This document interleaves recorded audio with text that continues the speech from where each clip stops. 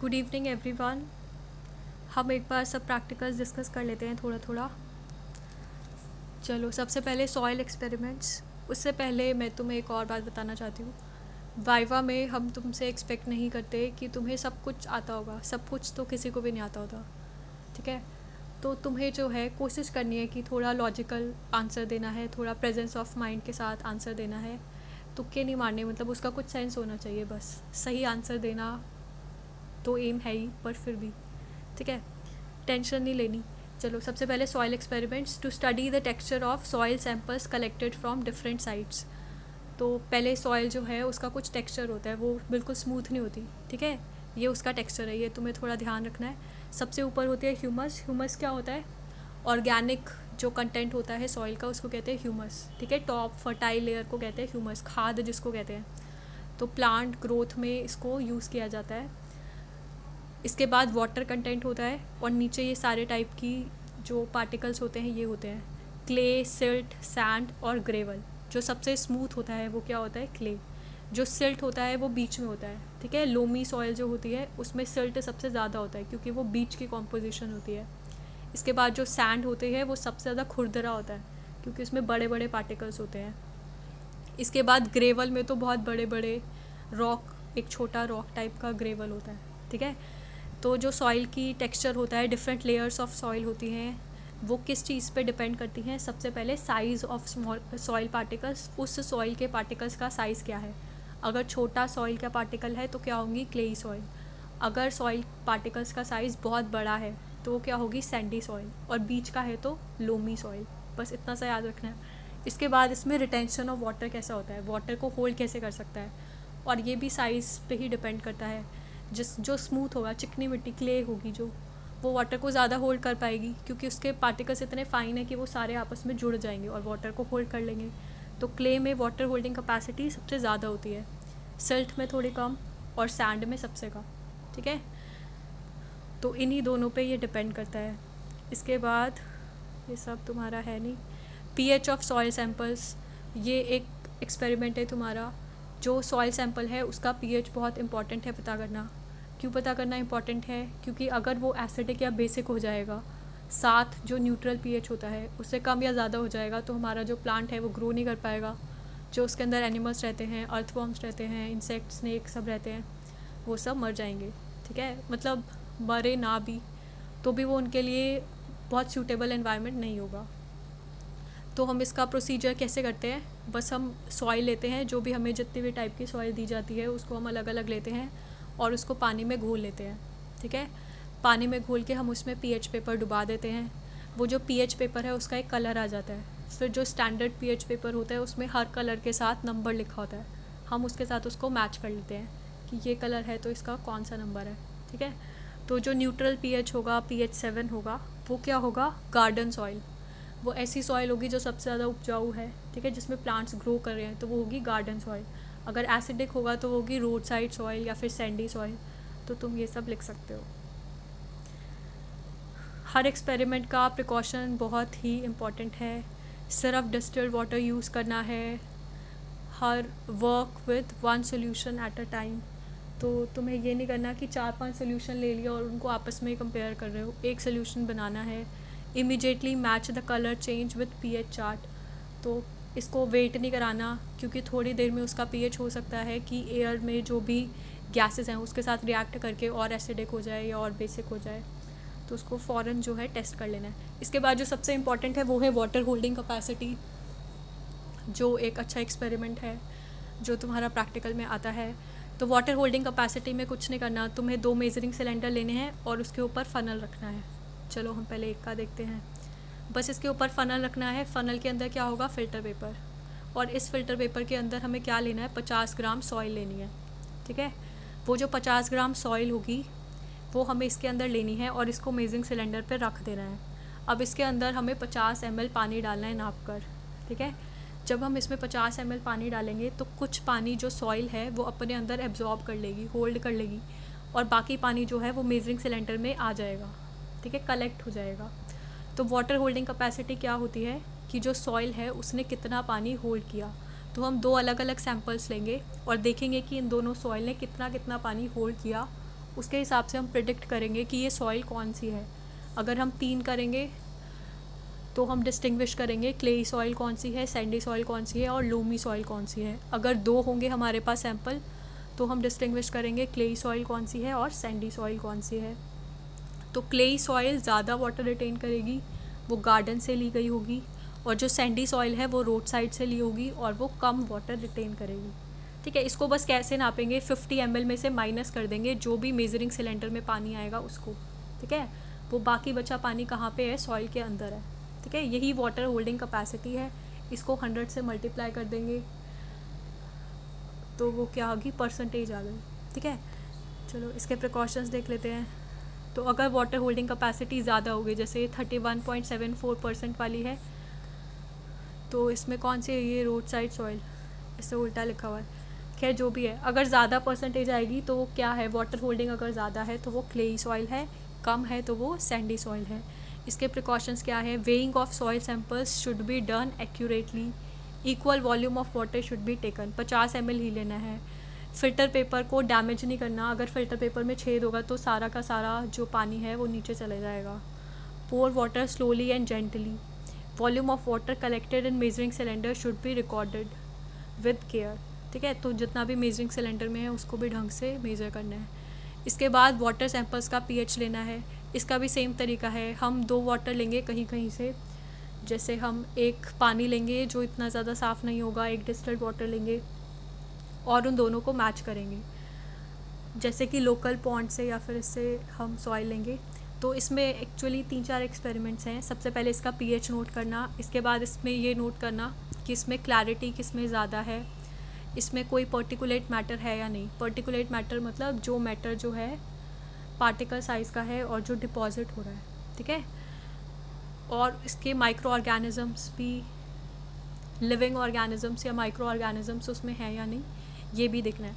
तो ये 3 experiment water के हैं और 3 सॉइल के हैं। ठीक है, तो वाटर के एक्सपेरिमेंट भी ईजी हैं। हम वाटर को लेके सबसे पहले पीएच कैसे नापेंगे, हम 2 टेस्ट ट्यूब में वाटर ले लेंगे जो भी हमें सैंपल्स दिए जाएंगे और उसमें पीएच पेपर को डुबा देंगे और फ़ौरन उसका जो पीएच है वो मैच करके बता देंगे कि इसका पीएच जो है ऑप्टिमम है, मतलब ये डिस्टिल्ड वाटर है, 7 है इसका पीएच, और जिसका एसिडिक पीएच है वो कहाँ से लिया गया है, पॉन्ड से या फिर नाली से या जहाँ से भी हमने लिया है।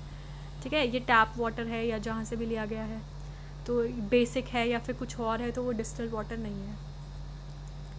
इसके बाद हमें ये देखना है कि ये क्लियर है या नहीं, या फिर इसके अंदर कोई पर्टिकुलेट मैटर है या नहीं। ठीक है, मिट्टी वगैरह है या नहीं। तो उसको हम कैसे देखेंगे, हम इसको किसी ऐसी जगह पे रख देंगे जहाँ पे बिल्कुल अंधेरा होता है। ठीक है, और वहाँ से एक टॉर्च से हम उस पर लाइट मारते हैं। तो तुमने कभी कभी देखा होगा कि जब एक खिड़की से रोशनी आ रही होती है तो उसमें कुछ हमें डस्ट के पार्टिकल्स उड़ते हुए दिखते हैं। ठीक है, वो क्या होता है, टिंडल इफेक्ट। और वो कौन से पार्टिकल्स होते हैं, कोलॉइड। ठीक है, जो कोलॉइड पार्टिकल्स होते हैं वो टिंडल इफेक्ट शो करते हैं, वो जो लाइट होती है उसको क्या करते हैं, फैला देते हैं, स्प्रेड कर देते हैं। तो ये चीज़ जो है इससे हमें दिख जाएगा कि किसमें कितने ज़्यादा, टिंडल इफेक्ट के थ्रू हम देख सकते हैं कि उसमें कितने पर्टिकुलेट मैटर है। ठीक है, 2 अलग अलग टाइप के सॉइल में। तो टर्बिडिटी का मतलब होता है, टर्बिड पानी का मतलब होता है जो गंदा पानी एक तरह से। ठीक है, जो ओपेक है एक तरह से। तो पॉन्ड वाटर जो है वो हाई टर्बिड होगा क्योंकि उसमें बहुत सारा पर्टिकुलेट मैटर होगा। जो डिस्टिल्ड वाटर होगा उसमें टर्बिडिटी कैसी होगी, लेस होगी। इसके बाद ऐसे ही हम माइक्रो ऑर्गेनिजम्स देख सकते हैं, इसमें बहुत छोटे बैक्टीरिया, बहुत छोटे डायटम्स, एल्गी, ये सब पाए जाते हैं। कुछ इंसेक्ट्स भी पाए जाते हैं जैसे वाटर स्पाइडर, डिस्टिकस लार्वा, कई सारे लार्वा भी पाए जाते हैं जैसे मे फ्लाई का लार्वा, ड्रैगन फ्लाई का लार्वा, वो सब पानी में पाए जाते हैं। तो इसके लिए बस हमें वाटर सैंपल को लेना है, ड्रॉपर से लेके स्लाइड पर डालना है, उसके अंदर कवर स्लिप भी रखने की ज़रूरत नहीं है, सीधा उसको डाल के माइक्रोस्कोप के नीचे रख के और उसको फोकस करके देख लेना है कि इसके अंदर कोई मूविंग चीज़ दिख रही है या नहीं।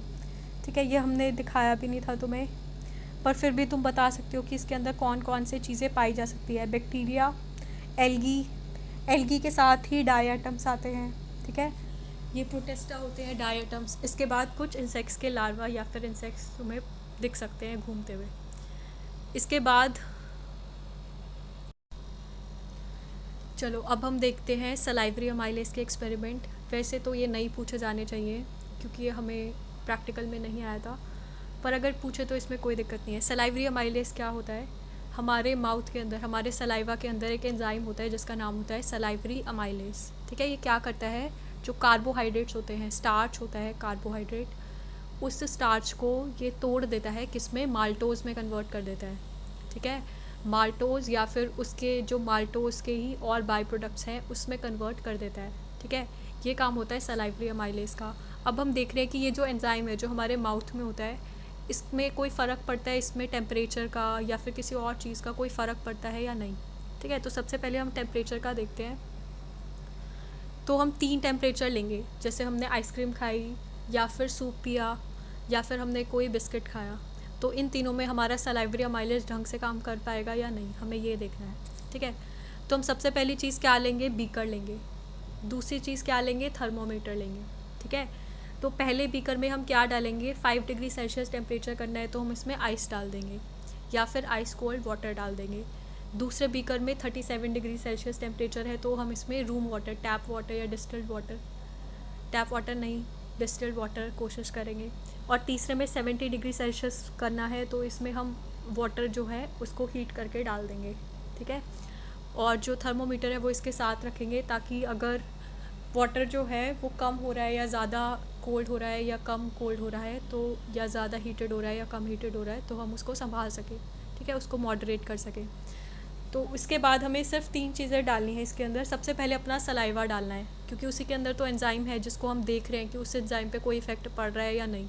ठीक है, तो सबसे पहले हमें क्या डालना है, अपना सलाइवा डालना है। दूसरी चीज़ क्या डालनी है, हमें आयोडीन सोल्यूशन डालना है। जो आयोडीन सोल्यूशन है वो क्या करता है, जो आयोडीन सोल्यूशन है वो अगर स्टार्च की प्रेजेंस में होता है तो वो क्या हो जाता है, ब्लू ब्लैक हो जाता है। ठीक है, वरना वो येलो ही रहता है। ये एक येलो कलर का सोल्यूशन होता है जो स्टार्च की प्रेजेंस में ब्लू ब्लैक हो जाता है। ठीक है, तो इन तीनों में हम पहले सलाइवा डालेंगे, उसके बाद क्या डालेंगे, आयोडीन सोल्यूशन डालेंगे, और सबसे लास्ट में क्या डालेंगे, स्टार्च डालेंगे। स्टार्च को ही तो तोड़ेगा हमारा सलाइवा। सलाइवरी अमाइलेज क्या करेगा, स्टार्च को डाइजेस्ट करेगा। तो सलाइवा हम लास्ट में डालेंगे, क्योंकि जैसे ही हम स्टार्च हम लास्ट में डालेंगे, क्योंकि जैसे ही हम स्टार्च डालेंगे वैसे ही सलाइवरी अमाइलेज उसको तोड़ना शुरू कर देगा। तो इसमें हम 3-3 बीकर लेते हैं, वैसे तो 3 टेस्ट ट्यूब लेते हैं बच्चों हम, जैसे इसमें ABC दिखाई हुई है। तो हम ऐसे इसको ना टाइम के साथ कैलकुलेट करते हैं कि 0 मिनट पे क्या आया, ब्लू कलर आया। ब्लू कलर का क्या मतलब होता है, ब्लू कलर का मतलब होता है कि जो स्टार्च है वो अभी प्रेजेंट है। ठीक है, ब्लू ब्लैक हो जाता है ना आयोडीन। 2 मिनट में भी ब्लू कलर है, 3 मिनट में भी, 8 मिनट में भी। लेकिन 8 मिनट में क्या हुआ, जो pH 6.8 था उसमें कोई चेंज ऑफ कलर नहीं हुआ, लेकिन इन दोनों में ब्लू कलर हो गया। तुम्हें लास्ट में ये कंक्लूजन मिलेगा कि जो 5 डिग्री सेल्सियस है और जो 70 डिग्री सेल्सियस टेम्परेचर वाला टेस्ट ट्यूब है, उसमें जो है, जो सलाइवरी अमाइलेज है वो ढंग से काम नहीं कर पा रहा। तो उसमें जो स्टार्च है वो टूटेगा नहीं, वो लास्ट तक ब्लू ब्लैक कलर ही देता रहेगा। ठीक है, वो लास्ट तक ब्लू कलर ही देता रहेगा। लेकिन जो हमारा ऑप्टिमम टेम्परेचर है 7 वाला, ठीक है, उसमें जो वो क्योंकि ऑप्टिमम है एंजाइम के लिए काम करने के लिए, तो उसमें एक टाइम के बाद, जैसे इसमें दिखाया है 8 मिनट के बाद जो है नो चेंज इन कलर आना शुरू हो जाएगा। नो चेंज इन कलर का क्या मतलब है कि स्टार्च उसमें है ही नहीं, तो इसलिए ब्लू ब्लैक कलर उसमें आ ही नहीं रहा। ठीक है, तो इसलिए हम बहुत सारे टेस्ट ट्यूब्स लेंगे और उसमें 0 मिनट, 2 मिनट, 4 मिनट लेबल कर देंगे। ठीक है, हर एक चीज़ में हम क्या डाल के रखेंगे, सबसे पहले अपना सलाइवा डाल के रखेंगे और आयोडीन सोल्यूशन डाल के रखेंगे। जो स्टार्च है वो पहले उसमें 0 मिनट में तीनों में डाल देंगे, आइस वाटर में, नॉर्मल वाटर में, उसमें फिर 2 मिनट के बाद डालेंगे, फिर जो भी 4 मिनट, 6 मिनट, 8 मिनट ऐसे डालेंगे। तो जो स्टार्च है वो 5 डिग्री सेल्सियस पे और जो हॉट टेम्परेचर है उस पर लास्ट तक रहेगा, वो पूरी तरह नहीं टूटेगा, क्योंकि सलाइवरी अमाइलेज जो है उसका एक ऑप्टिमम टेम्परेचर होता है। वो कम टेम्परेचर में क्या हो जाता है, डीएक्टिवेट हो जाता है, और ज़्यादा टेम्परेचर में क्या हो जाता है, डीनेचर हो जाता है। ठीक है, ख़राब हो जाता है। पढ़ा था ना हमने 11th क्लास पे, जो एंजाइम होता है वो प्रोटीन का बना होता है, वो जो प्रोटीन है वो ख़राब हो जाता है, उसके बॉन्ड्स ख़राब हो जाते हैं तो वो डीनेचर हो जाता है। ठीक है, तो यही इसका है। एक होता है एक्रोमिक पॉइंट। एक्रोमिक पॉइंट का क्या मतलब होता है, एक्रोमिक पॉइंट का मतलब एक ऐसा पॉइंट, एक्रोमिक पॉइंट मतलब एक रोम, क्रोम का मतलब होता है कलर, और ए का मतलब होता है एब्सेंस ऑफ कलर। तो जिसमें कलर चेंज नहीं हो रहा, जिसमें ब्लू कलर नहीं आएगा, आयोडीन के होने के बावजूद ब्लू कलर नहीं आएगा, ठीक है, मतलब इसमें कोई भी स्टार्च नहीं है। तो इसमें हमें सिर्फ 3 चीज़ें डालनी है टेस्ट ट्यूब के अंदर। सबसे पहले हमें अपना सलाइवा डालना है, सलाइवरी अमाइलेज डालना है। इसके बाद आयोडीन डालना है ताकि हमें पता चल सके कि ये सलाइवरी अमाइलेज काम कर रहा है या नहीं, ठीक है। और तीसरी चीज़ क्या डालनी है, हमें लास्ट में अपना स्टार्च जो है वो डालना है। स्टार्च का मतलब होता है मीठी चीज़, ठीक है, जैसे हमारे पोटैटो में स्टार्च होता है, राइस में स्टार्च होता है, तो ऐसे स्टार्च का एक डब्बा आता है चीनी जैसा होता है उसमें, तो वो हम डालेंगे 0 मिनट पे, 2 मिनट पे, 6 मिनट पे, इन सब टेस्ट ट्यूब में। जो सारी टेस्ट ट्यूब ऐसे रखी होंगी, ठीक है। हम ऐसे 3 बीकर्स लेंगे, एक 5 डिग्री सेल्सियस का बीकर, एक 37 डिग्री का, और एक जो है हॉट वाटर का, ठीक है। तो वैसे इनसे पूछेंगे नहीं, पर तुम एक पॉइंट समझ गए हो तो तुम ये सब समझा सकते हो। अब ये एक्सपेरिमेंट है to prepare a temporary amount of onion root tip to study mitosis. तो तुम्हें पता है कि जितनी भी टिप्स होती हैं, एपेक्स होती है किसी भी स्टेम की, या हमारे अंदर भी जो नेल्स की टिप्स होती हैं, हेयर की टिप्स होती हैं, इन्हीं के अंदर क्या होते हैं, मेरिस्टेमेटिक सेल्स होते हैं, ठीक है, डिवाइडिंग सेल्स होते हैं। तो कुछ चीज़ें होती है, एक सेल का जो ग्रोथ होता है वो किससे होता है, माइटोसिस से, और एक होता है मियोसिस से, ठीक है। ये दोनों डिवीज़न है, सेल डिवीज़न। तो माइटोसिस किस में होती है, जो भी वेजिटेटिव सेल्स होते हैं, इसके अंदर जो डॉटर सेल्स बनते हैं उनका क्रोमोसोम नंबर सेम रहता है। अगर 46 क्रोमोसोम्स है मेरे हाथ की उंगली में, और वो उंगली छिल गई है, और जो सेल्स हैं वहाँ के वो फिर से रेप्लिकेट करके नए सेल्स बना रहे हैं उसको हील करने के लिए, तो उन सब में कितने डॉटर सेल्स, जो एक एक सेल 2-2 में रेप्लिकेट करके उसको हील करेगा, सब में कितने क्रोमोसोम्स होंगे, 46 क्रोमोसोम्स होंगे।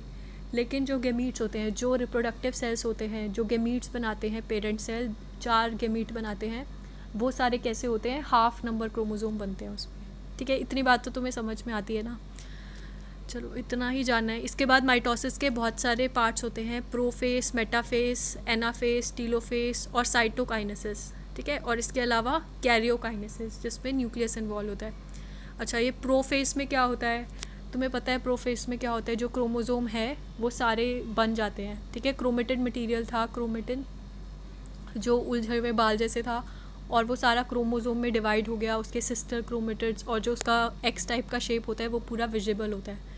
इसके बाद मेटाफेस में क्या होता है, वो सारे क्रोमोसोम्स आके जो हमारी मिडल है उसके अंदर वो सारे अरेंज हो जाते हैं, ठीक है, इक्वेटर पे। इसके बाद जो हमारा एनाफेस होता है, एनाफेस में क्या होता है, वो टूट कर पोल्स की तरफ जाना शुरू कर देते हैं।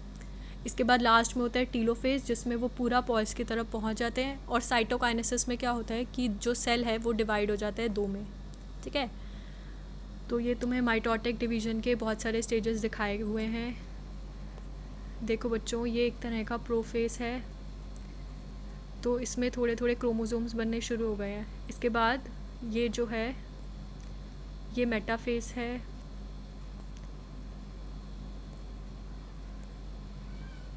ये भी मेटाफेस है, ये एनाफेस है, और टीलोफेस, टीलोफेस कहाँ है, तुम इसको भी टीलोफेस बोल सकते हो, ठीक है। कभी कभी अगर डिज़ोल्व होके वो फिर से क्रोमेटिन मटेरियल बन जाता है, वो भी लेट टीलोफेस में हो जाता है, ठीक है। और साइटोकाइनेसिस में क्या होगा, अच्छा ये अलग अलग से भी दिखाया हुआ है। ये इंटरफेस स्टेज है जिसको हम रेस्टिंग स्टेज मानते हैं, लेकिन उसमें बहुत सारा काम हो रहा होता है। तो ये वो स्टेज है जिसमें सब डीएनए रेप्लिकेट हो रहा होता है, सब कुछ काम हो रहा होता है। इसके बाद ये प्रोफेस है, ये मेटाफेस है, ये एनाफेस है, और ये टीलोफेस है, ठीक है। और ये 2 डॉटर सेल्स हैं जो साइटोकाइनेसिस के बाद बने हैं। अच्छा, तुम्हें इसको करना कैसे है, इस एक्सपेरिमेंट को, इस एक्सपेरिमेंट को करने के लिए हमें रूट टिप्स लेनी है। ये एक अनियन है, इसका जो रूट है ये, इसकी टिप को लेना है, हमें काटना है। वाइट कलर की रूट टिप होती हैं उनको काटना है। और हम 3 टाइप की चीज़ें रखेंगे, 3 टाइप के वॉच ग्लास कहते हैं, ठीक है, या फिर पेट्री डिश जिसमें हम इसको रखते हैं, ठीक है, उसमें रखेंगे। पहले में क्या होगा, HCl होगा। HCl से क्या होती है, फिक्सेशन होती है। तो ये जो रूट टिप्स हैं ये डिवाइड हो रही है ना, इसके अंदर कुछ जो सेल्स हैं वो डिवाइड हो रहे हैं, ठीक है, ये एक्टिवली डिवाइडिंग एरिया है। तो इसमें कोई भी प्रोफेस में हो सकता है सेल, मेटाफेस में हो सकता है, एनाफेस में हो सकता है। तो हम इसको टिप को काट के थोड़ा सा और सबसे पहले HCl में रखते हैं। ये पहला स्टेज होता है जिसको क्या कहते हैं, फिक्सेशन। फिक्सेशन से क्या होगा कि जो भी स्टेज होगी वो वहीं पे रुक जाएगा, ठीक है। जैसे मेटाफेस होगा तो अब ये एनाफेस नहीं बनेगा, वो वहीं पे फिक्स हो जाएगा क्योंकि उसको शॉक लग जाएगा ना। हम इसके लिए इसको हीट भी कर सकते हैं, लेकिन हीट से हमें ये खतरा होता है कि ये मर ना जाए, सेल ड्राई होके मर ना जाए। तो हम इसको HCl में रख सकते हैं। उसके बाद दूसरा स्टेप क्या है कि हम इसको वाटर में धोएंगे, ठीक है। और तीसरा स्टेप क्या है कि हम इसको स्टेन में रखेंगे, इसको कहते हैं स्टेनिंग। स्टेनिंग में किस में रखते हैं हम इसको, एसीटोकार्बन स्टेन होती है एक, उसमें रखते हैं ताकि रेड कलर का हो जाए और हमें जो क्रोमोसोम्स हैं वो ढंग से दिखे, क्रोमेटिड्स ढंग से दिखे कि कौन सी स्टेज है। तो 3 चीज़ें करनी है हमें, बस रूट टिप्स काटनी है और इसको 3 वॉच ग्लास में रखना है। सबसे पहले HCl में फिक्सेशन के लिए, इसके बाद वाटर में धोने के लिए ताकि HCl हट जाए और स्टेनिंग ढंग से हो पाए, और तीसरे में एसीटोकार्बन स्टेन में ताकि इसका स्टेन जो है वो ढंग से लग जाए और हमें जो है वो स्टेन ढंग से दिख जाए। इसके बाद जब स्टेन हो जाएगा 30 मिनट के लिए, 40 मिनट के लिए हमें इसे स्टेन में छोड़ देना है। और जब ये स्टेन हो जाएगा तो हम इसको कवर स्लिप में डाल, कवर स्लिप लगा के और माइक्रोस्कोप के नीचे देख लेंगे।